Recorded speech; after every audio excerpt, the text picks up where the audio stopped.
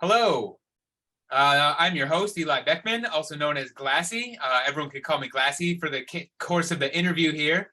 We're here with the SmartMoose team. We're ready to get nerdy. We're gonna open up the hood in a way and look underneath and see what kind of advancements this incredible team has put together in the way of minting and creating NFTs. And as part of their launch toward their marketplace and SmartMoose.com. We're going to be interviewing here with John. We also have David, Jeff, and Nick from the team. I'll let them do some quick introductions. I couldn't be more excited to be working alongside this group. They tapped me in to help organize some of the Impact Club side, and we'll have a little chance to do that. I'm sure we'll do some future sessions on that in particular. But it's really a great pleasure and an honor to work alongside an established team like this that has a beautiful track record in a lot of different industries. So we're going to try to keep this down to about a half an hour. So we'll just keep it moving right in. And John, I would love for you to introduce yourself. Let us know a little bit about what you've been doing for the last, through the course of your career, through the last few decades and into Hollywood and this beautiful track record. The last 44 years, yes. Yeah, there you go, there you go. Well, thank you. Good morning. Yeah, my name is John Nolan. My background is entertainment. Many decades ago, I was asked to put a definition to what I do, and I used the term visual storyteller. And I like to own a little bit of that. So that was about 40 years ago. And so my whole career has been to help to take working with the director, the production designers, the artists, things like that, and to create those moments, those little moments that become the special little visual stories, visual moments with a film or a television project. We've also done a lot of amusement design. I've done a lot of work with amusement attractions around the world. And so my background has been that. And a lot of it got involved in 3D. I've worked on some of the largest actual hologram projects ever done. My wife and I built the first functional nodal point suits for the original Tron, going back that far in performance capture and motion capture. We built the first functional real-time motion capture system, not in the early century, this century, but actually back in the 1990s. And had it up and functional in Santa Monica. So when it came to taking the next step to be able to create 3D objects that are photorealistic, they're not done by creating a 3D pattern and then skinning it with, for all intents and purposes, a mesh type of texturing and covering. We've been working with a company in Canada to develop what we call isomorphic technology. And isomorphic technology is pixel by pixel 3D. And it is actually derived from 2D photographic technology. And it is the best 3D that I know I've ever been involved in. And it's pretty amazing stuff. So the idea was during COVID, how can I take this weird technology, this unique technology, and do something new with it? And NFTs were getting traction, so we started playing around with taking collectibles. And I started off a little war metal and made something that was like, the top scanning people in the world looked at it and went, "How did you guys do this? This is just amazing." So that's where isomorphic projection got in, and then we started taking some of the kind of military level security and applying that to it. And that was the genesis that SmartMoose was founded on. Love to hear it. Thanks for that intro. And you also brought us right into a little background, not just on yourself, but where some of those expertise and some of that just knowledge base has come to bear in this beautiful Web3 world. So we'll get a little bit more into that, but let's just stick with introductions. So Jeff, maybe you'd like to go next and just give us a little background on just what you've been doing on, like what you built your career on, and maybe some of your interests and how that got brought into the Web3 space. If you could fit that in a minute or two. Yeah, sure. Hello, everyone. My name is Jeff Pierce, and when asked what I do, I generally respond that I'm an entertainment technologist. So I built my career on the bleeding edge of entertainment technology, starting in the late 70s and onward, mostly on the post-production side of the entertainment and motion picture and television business. Coming in from an analog to digital perspective in the early days of digital video and digital film, and then right up through the development of a lot of the visual effects technologies that we use to, to make motion pictures and television. And so bringing that development perspective into, Web3, really try to bring a new tool set to develop tools that can be made available to everybody to take us where, sometimes we can't get on our own. We expand the tool set for a broadening community to use, and from there we get to see advancements across multiple industries. So yeah, that's kind of how I approach the work that I do, and I'm super excited to be working with the SmartMoose crew and to develop a Web3 presence that provides base level utility in the technology stack. So that it's a safer, richer experience for everybody in the Web3 community. Sounds great. We'll definitely peel that back a little further in terms of exactly what you mean by that technology stack, and we'll get a little bit more into the details on that in just a minute. But David, would love to hear a little bit of your background and just give us a little bit about, I don't know, what you've built your whole career on, and more or less what was your intro into Web3? And, yeah, I mean, and certainly into your connecting with this wonderful team here. Yeah, actually, I want to go way back. I mean, I've started as a professional artist and a musician, coming out of college. That was kind of my early training. I've always been obsessed with, music and fine art and, all the cool stuff. Nerdy when you're a kid, but cool when you're an adult. And it seems to, evolve like that. But yeah, and then I guess the late 90s, I just made kind of a hard fork into web development. I just witnessed the dawn of the web very closely. All aspects of the internet, just had a deep passion of learning basically how everything worked online, every part of it, marketing, tech, IT, just everything. So yeah, got into large scale web development pretty early on, and got into some media production. I've produced, hundreds of podcasts, did some TV production, and then actually got recruited, started working in the Department of Defense environment. And, we were fighting the human trafficking industry. So that was pretty intense. Doesn't sound relative, but in my time in the dark web, that's why I first started seeing cryptocurrency, and Bitcoin and everything. And it just started me down this really deep rabbit hole that everyone, talks about and goes through at some point. And yeah, I ended up leaving that scene and became one of the co-founders of MusicCoin. So that was a very, very important application. So, there was a few projects that were toying with becoming a streaming platform on the blockchain, and we became the first. We launched that, built that on Ethereum, and that was, alpha started in 2016, and had a big buzz. But we introduced a really important protocol, which is pay per play. So today you see that used all over the place. There's dozens and dozens of music apps, and obviously the play to earn is kind of a spawn of that.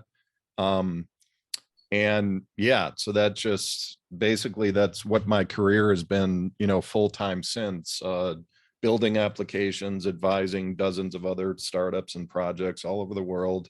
And then also I digital asset manager, private hedge fund. So do a lot of work with that stuff. But Yeah, it's just been great because we have such a great team. We all kind of came together through, interesting stories. And this is just the tech team, by the way. We have other partners and we have a lot of other people working on this project. And yeah, it's great. It's just this all-star team. It's like we have the team, the talent, the skills to be a top 5 NFT company in the world. Like we all truly believe that, especially the important technology that we're introducing that you guys will all be seeing soon. And we'll talk a lot about that today. But we do have one more guy here, and I have to just say a quick word about Nick. In all of my travels, not just in the blockchain world, but before that, whenever I was going deep in the weeds in terms of IT and, network administration, I always kind of leaned on him, and we worked on, I don't know, 15, 20 projects over the past 20 years. And yeah, pulled him into the blockchain world and he's just flourished. He's worked on multiple projects as well. And he's just a key member of our team. So yeah, there you go, Nick.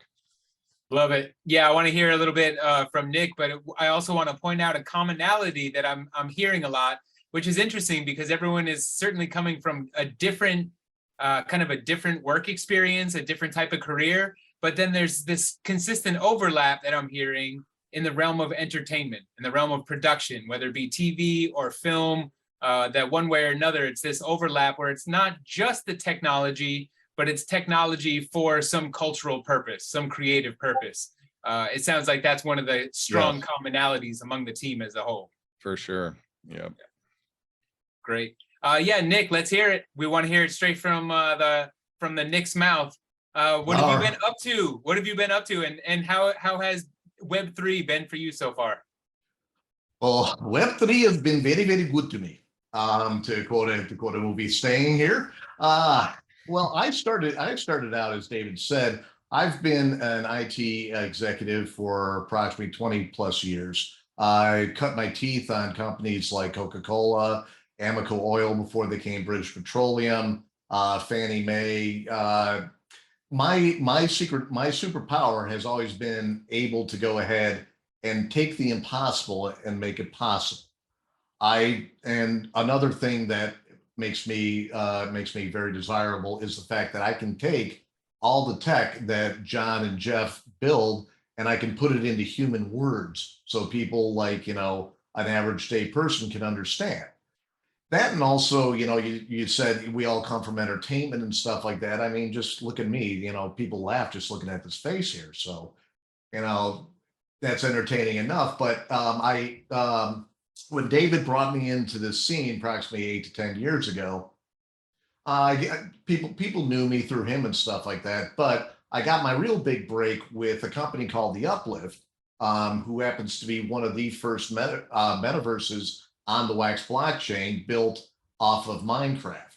And I was a server design person. I'm more of a hardware guy than a software guy, but I design, servers and stuff like that. But I've also helped build their community out. I've also helped bring the community together and stuff like that, because that's just been who I've been my entire life. I'm the guy that sits there, I'll make everybody laugh while the universe is burning and stuff like that, because that's just been me my entire life. But yeah, I mean, these guys are a bunch of great people to work with. They're inspiring. And the fact that they put up with me, I mean, that just means they can accomplish anything. Love it. It sounds like the dynamic energy of the team, I just want to point out, is certainly about half represented. There's some incredible women leaders, business leaders. They have just a absolutely dynamic team. So here we have like the tech side of it, and that's really the main theme of this interview here. So I want to just jump right into John and get a little bit deeper into, I guess there's 3 different tracks that we need to go down. One of them being the security layer, right? The security layer. And one thing that stood out to me very early on is that you said that it was something of a personal mission of yours to, quote unquote, slay the pirates. Granted, in this case, it was to slay them with incredible technology and better user experiences that can actually take a stand and be a forward action for how we can actually create our NFTs and do that in a more secure way. This was something that was just could not be any more relevant for how many scams are going on, how many phishing attacks, social attacks, people are getting their wallet drained left and right. So I would love for you to just dive into a little bit more on the security layer. I know that the security aspect operates on multiple facets. So I guess we could start talking a little bit more detailed on the DDI. But yeah, just take it away on the security layers.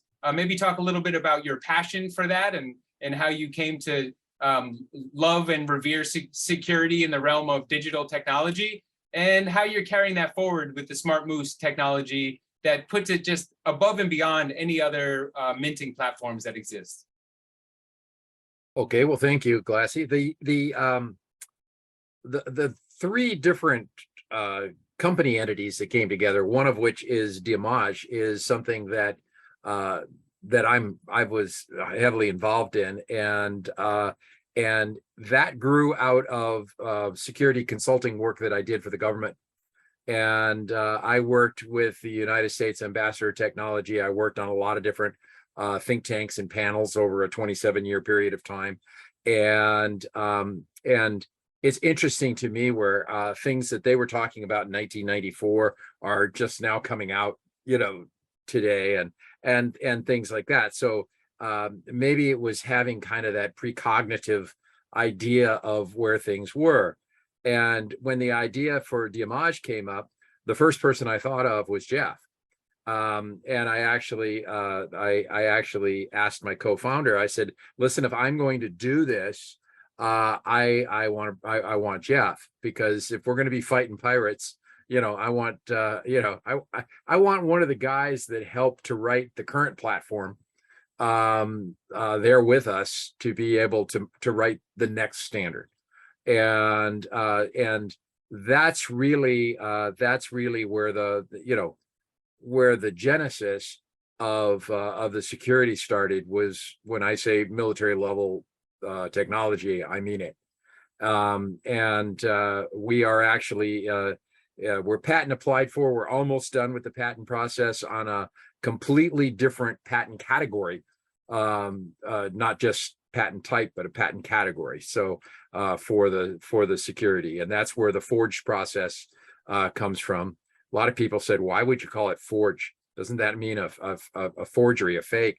And we'll go, no, it's for RGD, first of all. And no, it's more like forged in steel, forged out of metal. You can't change it. You can't affect it.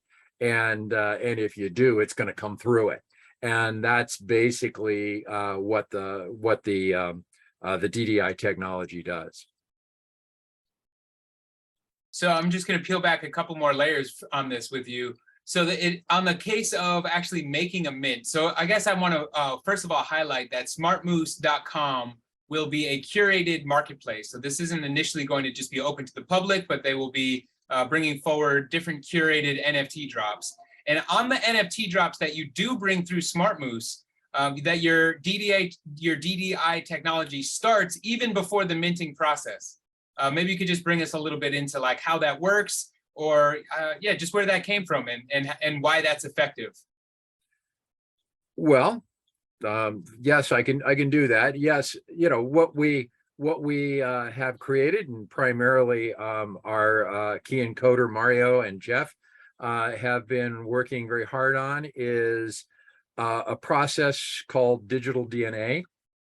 When you're dealing with loss and NFT, you're generally dealing with sometimes accidental, sometimes a machine breaks down, whatever. A piece of the metadata, the connective tissue, goes missing, and it's almost impossible to prove your NFT. And because all your NFT does is point to that, it doesn't include that. And DDI stands for dynamic data injection, and it actually includes the metadata files, which are hidden visually inside the NFT. And anything deeper dive than that, let's let Jeff talk, as he lives this. Oh, absolutely. Yeah, maybe Jeff wants to just pick up right on that in terms of after the DDI, like what other layers of security or what other immediate benefits are given say if a wallet is compromised, or in the scenario of someone else is trying to make a copy that is an illegitimate copy of this. Maybe you could talk us through some like the use case of what you would do, what you'd be able to do because of this DDI. Yes, I'm happy to do that, Glassy. Thank you. So I think it's first important to understand that we bring a holistic approach to creating digital assets for Web3. At Diamage, we took a step back and looked at fundamentally what are the value components that that a digital asset must have to be effective within the Web3 universe. And so we started with file optimization and making digital assets as small and as high quality as possible is the first step. Taking that data and optimizing it into a data set that we can then dynamically inject imperceptible data components into, because an NFT is really, three components. It's the smart contract, it's the metadata that describes the asset, and it's the asset itself that lives on some form of storage, whether that's decentralized or not. And so the current problem is that smart contracts just use that metadata to describe an asset that is a copy of a digital file replicated around the storage network. Anybody can get their hands on that digital file as it's represented within the viewing devices that we use, whether that's a mobile device or a desktop monitor or whatever. Anybody can capture that image and say, okay, now I have this digital asset. The smart contract just points to a location of where a representation of that digital asset lives. So it's been a problem to identify the asset as an original piece of art, original piece of an original creation. So what DDI does is it marks the digital file as an original. So provenance can be built upon that original file. So it's one thing to say, hey, I have access to a representation of a file, and I have access to the original file. And so once we have this asset and we have collected the metadata and we've collected the some components about this asset, we can imperceptibly and very robustly mark that file dynamically. So at the point of a creation, we can choose pieces of information to put into the payload that verify that this was a process that happened at a very specific time by a very specific person using a very specific piece of software, for a very specific transaction, if you will. So identification of a particular asset and linking that asset to a specific contract is key to providing provenance and copyright authority within the industry. So if somebody was to try to copy that file from a screen grab, or just grab the file itself and mint a new NFT and sell that, the authority to have it taken down exists because that information can be drawn directly from the image itself. It's very robust technology. You can crop it, you can color correct it, you can re-encode it, you can do whatever type of attack that you like to it, but you're not going to get rid of this data. And that data is more than just just a a copyright. This is specific to this is specific data to the transactions that will that provide that chain of title, if you will, to the asset. Yeah. And I'd like to just add a word on top of that, if I could, just in terms of the importance of that, right? So, you know, people watching have all different levels of understanding of kind of the NFT ecosystem. But a quick recap is like, we really kind of started with novelty items like collectibles and kind of like simple games as NFTs. But the future of NFTs, you know, as many people are starting to see, is like, you know, proof of ownership of IP and land and cars and homes and like more serious applications, right? So as Jeff's explaining this, you know, it's not, I would encourage people not just to think about that for like a crypto kitty or a Bored Ape, you know, it's really serious applications to this kind of like security and protection moving into the future, into the Web3 world, right? So yeah, we're setting a big stage here for new ways for this to apply, I guess. Yeah, that's right, David. This is you know, was designed and built based on you know, the concept of broader global trade and in ways to, you know, to track and validate transactions in multiple markets. Right.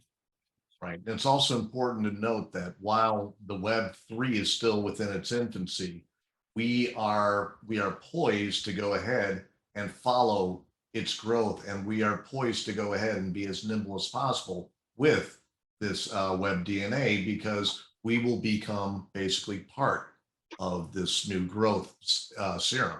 So as you know, now that we're here on the ground level, we can really go ahead and start to shape how these future things will determine. I'm sorry, how these future things will come out, and we can help make sure that you guys have your investments taken care of. Not only in like a funny little moose or something like that, but in a house, in a car, in something that is able to be purchased by NFT. So one of the things that John touched on, and I'd like to follow up on, is that the payload that resides within the contract and within the asset itself makes the asset recoverable, right? So we don't need to have all the pieces. We can have just the, you know, the digital asset, or we can have the smart contract.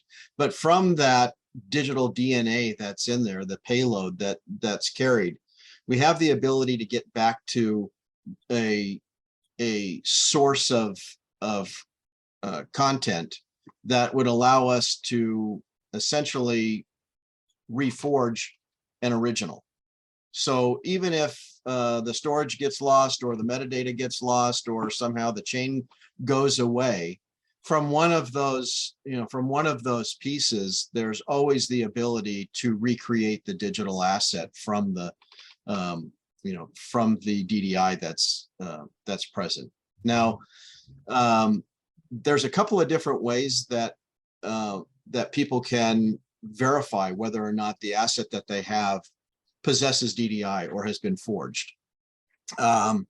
So first of all, any image or video, MP4, whatever format you like, can be read as base 64. And within that base 64 is a human readable message that has certain components of the payload that point you in the right direction to, one, verifying that it's an authentic forged asset, that you know, who the creator is, what, you know, you can see the copyright, and you can get what we call the PCC, which is like a serial number to that asset, and that will drive you to be able to recover the asset. The recovery process is a decryption process that's proprietary, and we maintain the ability to to provide that service to, for the recovery. But the other way to determine whether or not your asset is a valid forged asset is just to drag the asset into our hidden pixel inspector, and that will produce a broader data set than what you see in the human readable from the base 64. There'll be a few more pieces of information there that'll help in the recovery process. But either way, you can either use the inspector to validate the forged image, or you can just open it with a text reader, and you'll get the base 64. And at the end of the file, there's some human readable information there that will tell you that it's a valid forged asset. And I need to kind of wrap a couple things up here real quickly, Glassy. First of all, we're going to have that reader, that tester. We're going to have that up on our website for you to play with in the next few days with a couple of little assets you can drag into there and do that with. So that's something people will get to see before the drop. And then second of all, yes, there are going to be some recovery service fees. And third of all, we're talking about here, we have set this up right now for the fine art collectibles market through SmartMoose. And we are going to make this available, the forged technology, the ability to put DDI level encrypted information into NFTs. We're going to make all that available as a product through SmartMoose before the end of the year. And the idea there is that this can become something that becomes like an industry standard for security. We're not going to sit here and say we're the only place you can get it. You'll be able to get it elsewhere to companies that have installed that service. So that's all cool. Great. Yeah, no, that's great. I really appreciate you jumping in, kind of closing the gap on those key issues right there. Yeah. Especially on the recovery. I was actually just about to jump in to ask a question on that. You answered it before I could even ask it. So that's great. I love those kind of interviews. Makes it really easy. But yeah, let's this is what I'd actually like to do. We're probably running a little bit low on time. So I do want to touch on like some of the key problems that people have found, right? Like I think we jumped into some of our solutions. We talked a little bit about like this environment of all these scams and all these things going on. But there's two things that I have on my mind. One is to kind of touch on maybe some of the environment in terms of like specific issues that you've seen that you want to solve, or that you see that this solves. That's what I'm saying.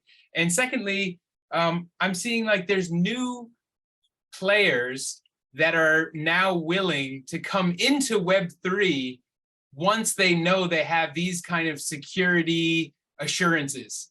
And so I'd love to talk a little bit before we close down about some of those kind of parties, some of the people that are maybe extremely cautious about their IP, whether they be musicians or artists or really big, some of the giant cultural kind of components that you're working with. So I'd like to touch on that, but also just touching on the security layer, because I think one thing that we skipped over, and this is maybe easy to jump over on the security level, is the fact that the community education components that we're putting forward is yet another kind of line of defense when it comes to SmartMoose, and that being how we're educating people into best practices, and we're helping reinforce those practices through daily reminders. And really, as we're bringing and onboarding people into the space, and as we're bringing people into our community in particular, that we're always reinforcing and being mindful of those security practices, as well as installing them on the image layer before it's actually minted into the blockchain.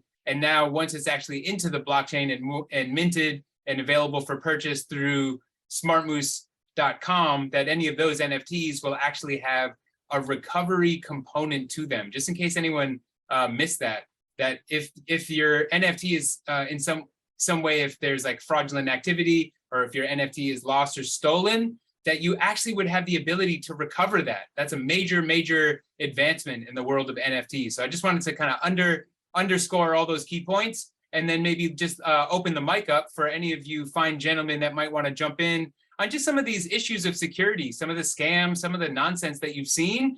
And then after that, we'll move into some of these other parties that you're ushering forward as partners. Well, and one final little extra point there is, not only will we have the ability to recover it and regenerate it, but we'll also at that point turn off the other one.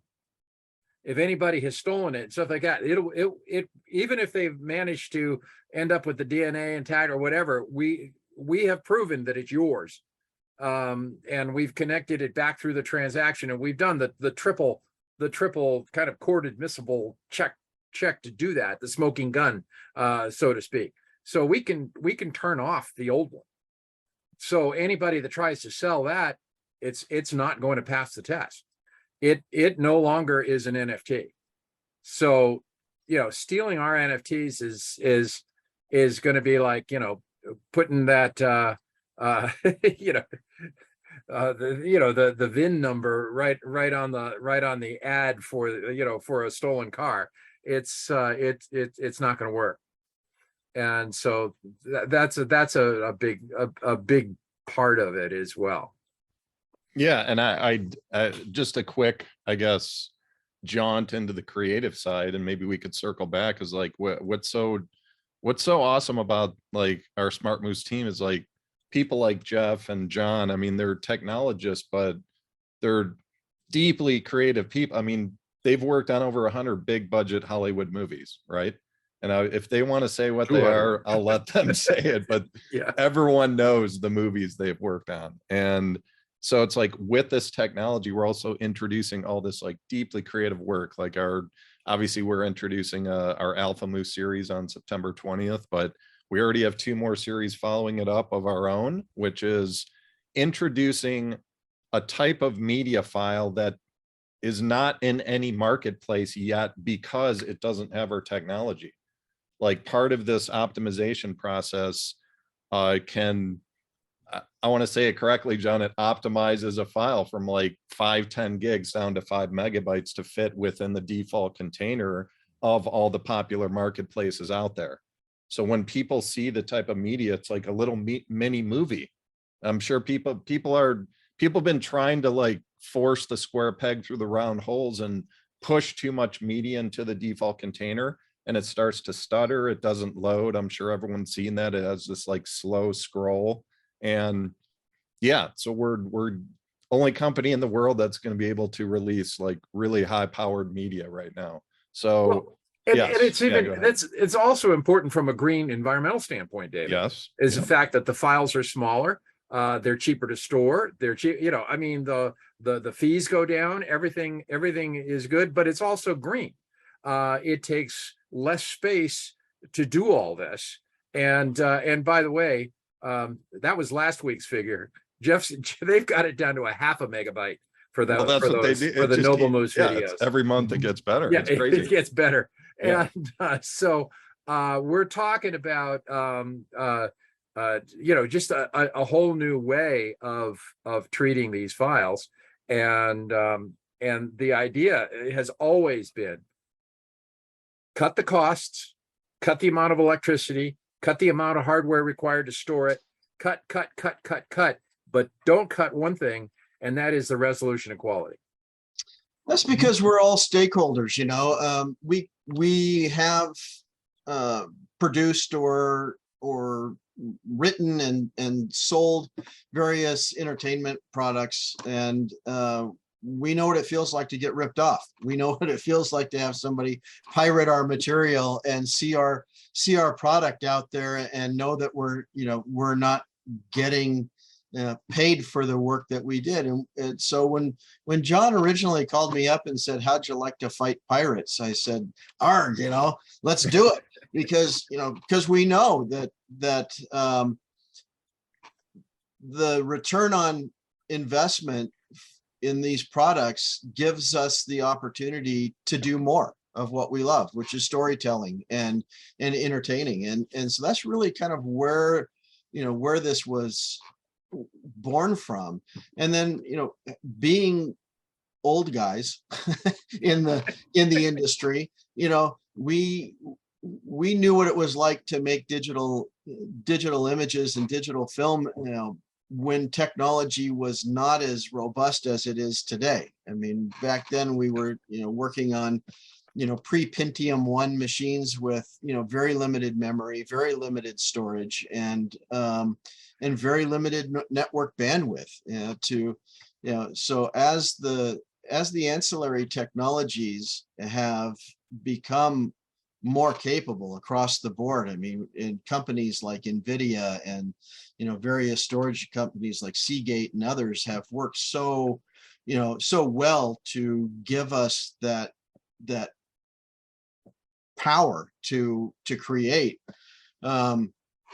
We see that these technologies have kind of democratized the creative space, and with Web3 and blockchain removing intermediaries in that process, the ability for creatives to reach their audience directly is just creating an explosion of content. And so when we looked at that trend, you know, from a macro level, we realized that, you know, 90% or more of the content on the internet is media content. And so, you know, that drove us at Diamage to look at how do we approach these, you know, these technologies in such a way that we can give people opportunity to get their materials, get their assets, you know, to their customers directly, and save money in terms of, you know, direct costs for doing so, and give them the opportunity to protect them, so that they can recoup their efforts, their money, and put effort forth to do more. So this is, you know, it's kind of a self-organizing system, if you will. It just kind of makes it possible. One of my favorite terms. Yeah, right. One of my favorite terms, self-organizing systems. I actually did a whole morning show on that subject earlier this week. But that's great to hear. And it's really those overlapping areas that really help bring like a complete solution. It's not just like one facet and one issue. And that's kind of what I was looking to get to, is like, this isn't a one-dimensional solution, that this is looking at a holistic way of addressing this from a security layer. And I would love to just hear a little bit about some of the partners that are keen, if you're willing to, or even the types of partners. You don't even have to name names, but the types of partners that are keen on using this technology and to organize an NFT drop, whereas maybe previously they've been a little skeptical because they've been so worried about their IP rights potentially being violated. Well, we're still in negotiations on some of these, but I will tell you that we are talking to the investment group that holds ownership of singularly the most valuable pieces of fine art in the world, on the planet. And in talking with them and some of the big museo groups in Europe and things like that, one of the things that was kind of fascinating to us is the fact that, I don't know if you know this, but 18% of fine art is unshowable because there's no way to insure it, to move it, and to secure it. So they won't take it out of the vault. And what we're doing is we've developed a technology called our gallery screens, which are about 4 times higher resolution than anything you've ever seen hanging on a wall before. And we're co-developing that with one of the oldest electronic screen makers in the world. And we're putting all the physical and software security into it to be able to make what we call gallery screen. They're not cheap. They're going to be expensive, but these are of $500 million pieces. But now we can, under French law, French artistic law, we can tether 12 NFTs to those, and now they can send these around to galleries and museums around the world, and people get to see this artwork for the first time. And because the isomorphic projections are so heavily detailed, I mean, they show every mold mark, they showed everything. We're getting one of our first releases is going to be a time capsule, and that time capsule was buried by Helen Keller. I mean, there's a lot of history involved. There's a lot of people that are you know, the phone is ringing every day, and it's like, you know, And we're gonna have fun with it, John. It's like we're gonna do like treasure maps and puzzles, historical quests. Like, we're gonna have fun with the NFT series that we're launching. We're not just gonna put them up there, right? And yeah, we have a really big team, you know, behind us here, and yeah, we're looking forward to showing you guys all the stuff. And there's one thing that I would like to comment on that was kind of just touched on very briefly, but it is one of the more important aspects when we're talking with the DDI security and stuff like that, is this optimization that we have. We can take these files. Now, John was just talking about, you can see every mold mark, you can see every, you know, thumb imprint and stuff like that. That takes data, that takes size, that takes an immense amount of power. With our compression technology, we can still have that mold mark, we can still have that thumbprint in there, but that size has been reduced down to next to nothing. But you still get that visual acuity within that system. So when John was talking about we'll be able to deliver it to screens, you know, around the world, instead of sitting there and having to go ahead and say, okay, schedule your upload between, you know, 12 o'clock and 3 o'clock on, you know, GMT time. It's going to take matters of minutes rather than hours. But they still get the full experience. They'll still get what it's like to be there.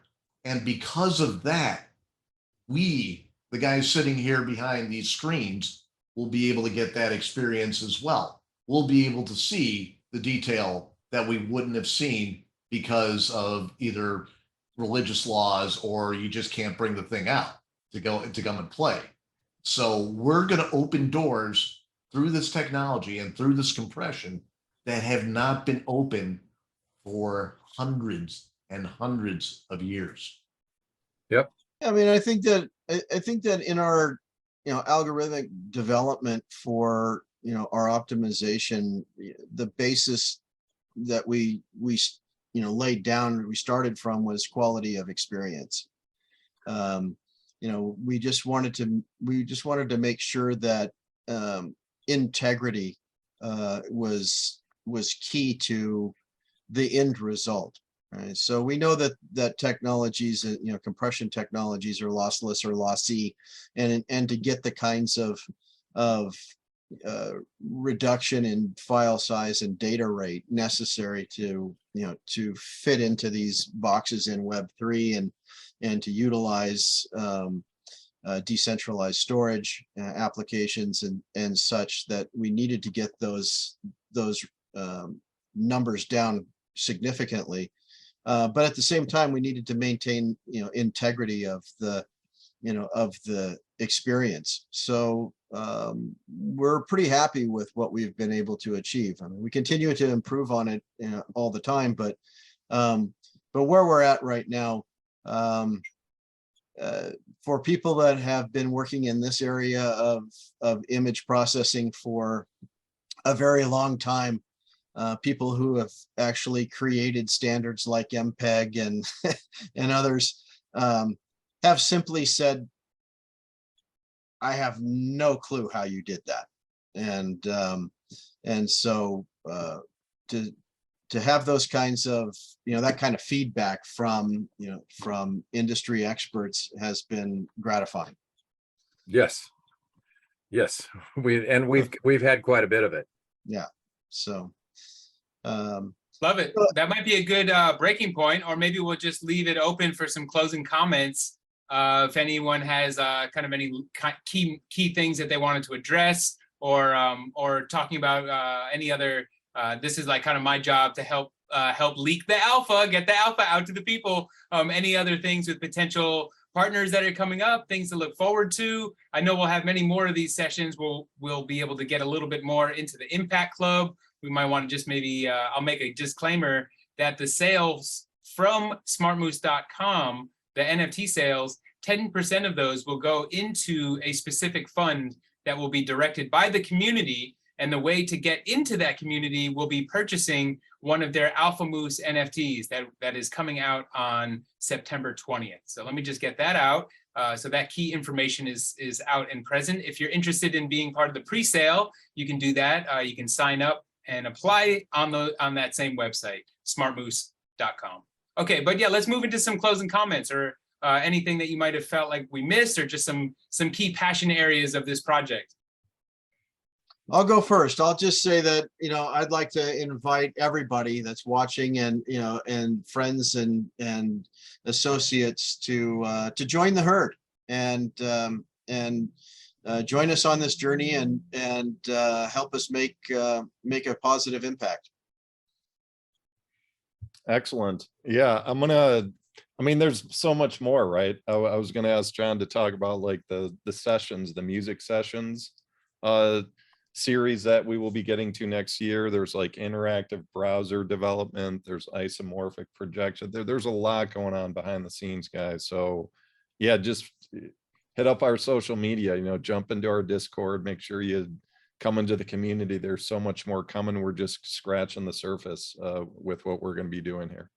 I think we're going to need a full hour session on each one of those three things that you just mentioned. Like, because I was feeling the same way. I'm like, we could get into this isomorph technology discussion, and not only just discussion, but actually demonstration. I think that would be a well worth putting the time into that. It is on the website, so you can jump up to smartmoose.com and it goes in and it shows 3 examples of collectibles and sculpture pieces and stuff like that that have been scanned this way, and it's pretty amazing stuff. So look for the little mold marks on the metals and things like that. It's kind of intriguing. Because again, with that, the guy that actually co-invented LiDAR, I worked with him years ago on a lot of PlayStation stuff, and he took one look at this and said, "That's amazing detail. How did you do it?" So when we knew we had something, Glassy, when that's the type of comments we're getting, and hey, we're moving beyond the Moose guys. The Moose characters are great and they're wonderful. But we're moving to art, collectibles, fine art. We're moving to people said, why war? Why military? Because military is the largest category of collectibles in the world. We're going to be also doing masks and sculptures, and we're going to be doing sessions with artists, and we're going to be doing music and hi, welcome to the barbecue. Let's play a song for you, and all of this sort of stuff that the technology is going to let us do in the future. I am just riveted on the edge of my seat. These are really great closing comments. Thank you so much, John. Any other thoughts that you want to add in, David or Nick? The very last thought I'd like to leave everybody with is that when you think of stuff that we're going to be putting out, such as these military medals and the fine art and stuff like that, you think that it's going to be just, okay, you go, you buy your art, and then you display it. That's not it. We are going to go beyond that. David and I and everybody here, we're going to be gamifying pretty much almost everything that comes out. So each NFT will have its own specific utility. And as a matter of fact, I'm going to go ahead and tell you, with our first NFT drop, Jeff and John were talking about, you can run it through the checking system, and it'll show you a whole bunch of stuff.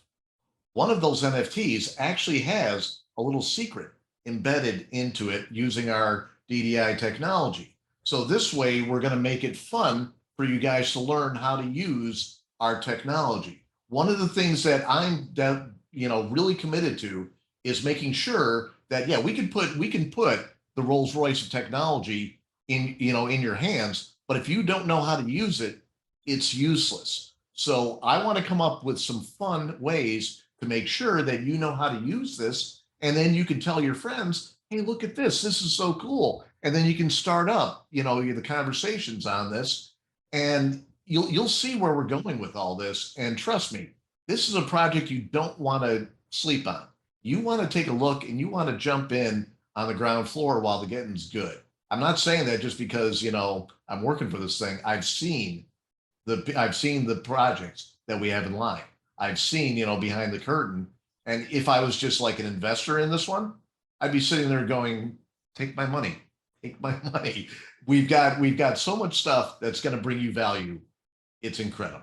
And it's not just through the actual stuff we're putting out, the military medals, the other things that we're putting out. It is through the experience that you're getting, because we have two of the best storytellers here in this call right now between John and Jeff. I mean, these guys have woven tapestries that will probably take years to still unravel. Love it. Thank you, Great Nick. points. Well, Glassy, thank you. Yeah, thank you very much. Thank you very much for, hosting this and driving this lively conversation. It's been a pleasure. Love it. Yeah, looking forward to doing a bunch more. We have a Yeah. lot more facets to uncover. Again, we'll just make that general announcement. This Genesis debut launch of their first collection that will be really a demonstration. I would say a true flex in the NFT Web3 space, a true flex of this security technology. And some of the things we've been joking around with in the team is like almost like a rookie card of sorts. Like this is like going to be a Michael Jordan type technology. And it's funny because I've been around all kinds of A-list celebrities and whatnot. I never really get starstruck, but around really true and dedicated entrepreneurs that are pioneering and putting forward like world-changing, class-changing, evolution driving solutions. Those are the stars in my eyes. So I love being here with you all. Looking forward to do many more of these sessions. And yeah, check out smartmoose.com. Sign up, apply for the the pre-sale. People will be given a full 24 hours of purchasing this first collection. The first collection is going to be actually quite a small collection. It's just 256 sets. So get ready for that. And again, thanks so much for spending some time with us this afternoon. Thanks, Glassy. All right, cheers. Thanks, Lassie. See you later. Peace.